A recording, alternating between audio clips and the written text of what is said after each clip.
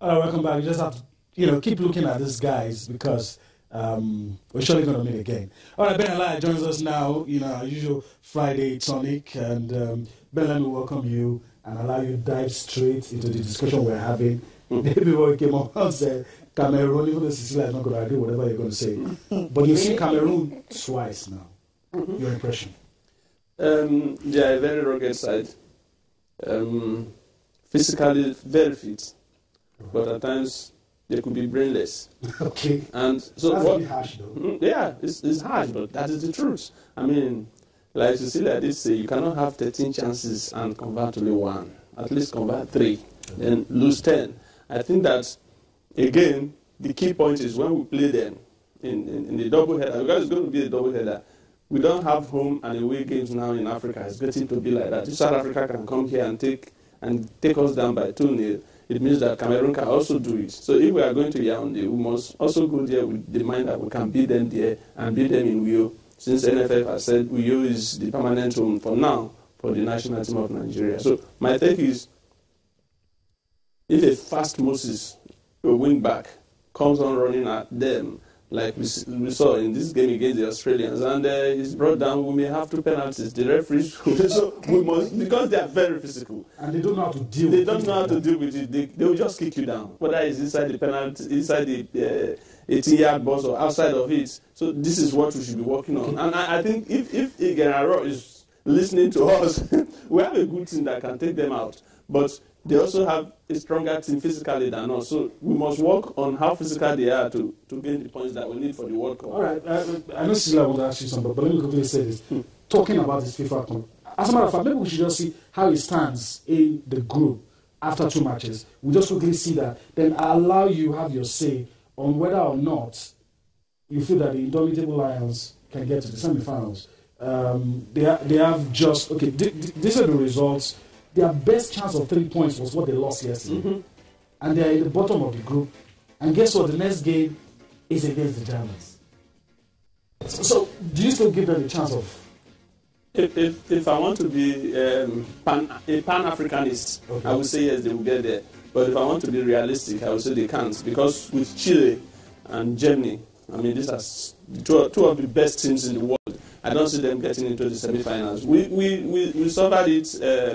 when we went for the Confederation Cup in Brazil just before the World Cup, we had our chances against, I think, Uruguay, and we didn't do quite well.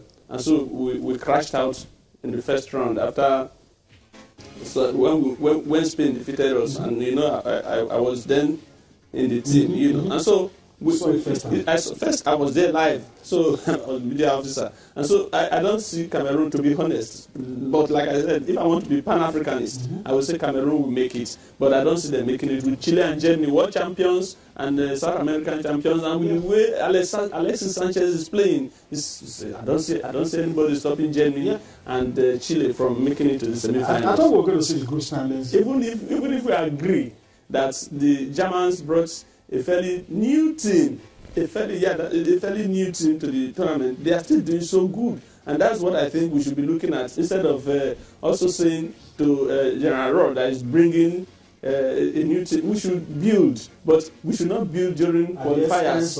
No, during qualifiers. If we have tournaments and friendlies, let's build. Like the Germans are doing. Like the Germans are doing. This tournament is not very important, even though FIFA will use it to rate teams. But if we are playing qualifiers, experience plus youthfulness must be a balance. But if we are doing tournaments like this, introduce new teams. That was what Keshi did when Nnamdi Oduamadi and all of that, all of them came into the team, and they did not do too badly, even though we didn't make it to the semi-finals. Wait, a team that that crashed out of the group stage didn't do badly. Okay, that's okay. But you mentioned we were not the last in the group. How many teams competed? You were 10, right? You finished? No, we were 8. Exactly. There were 8 teams that competed. There were 8 teams, exactly. Yeah, and then we were 10 in the group. And overall we were 5.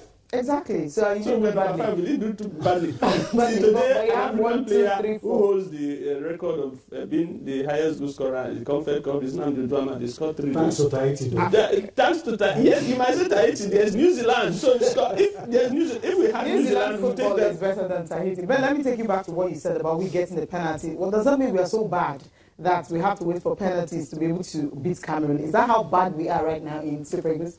No, I don't think we are that bad. But the problem is we are not scoring goals now. It may change against Cameroon. Okay. If we are not scoring goals, we have to be realistic.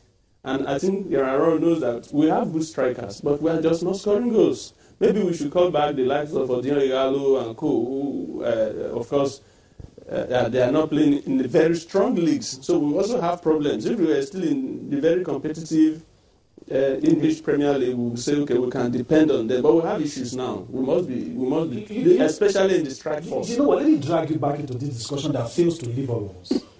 The issue about the strikers, so, is dividing opinion. Some will say they're playing in China. Is it that the strikers have lost their scoring boots, those guys in China, or the fact that there was no provision in the fact? Because you could argue this on and on and on, but most of these strikers that we're saying are probably not good enough. Was the provision there for us to judge and say they weren't just good enough? No, I don't think that the strikers have lost their scoring boot. For instance, Coyote. No, I'm talking of the old guard. The old guard. A lot of people are calling for us.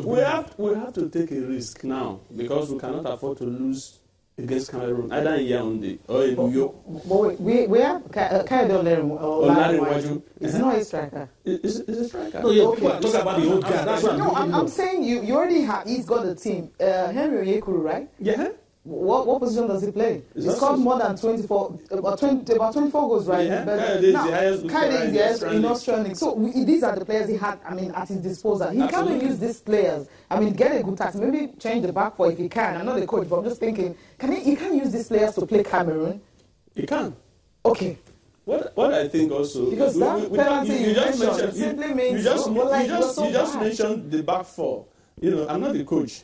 I'm a journalist like you. But the back four also has problems. Yeah. But what we keep saying is, before the ball gets to the goalkeeper, you can blame the goalkeeper and say, it's not good, it's not... But how did the ball get to the goalkeeper? You pass the ball in the center half, and then you keep coming, and then people are not talking, and people are not communicating, people are not passing the ball well, and then it gets to the goalkeeper, and the goalkeeper fumbles, and you blame him. The back four, we are thinking that Elderson is getting very weak. Okay, we'll go for a break. Now. No more Super Eagles. We'll look at the papers and also the games that are scheduled for Wednesday, talking about the next games.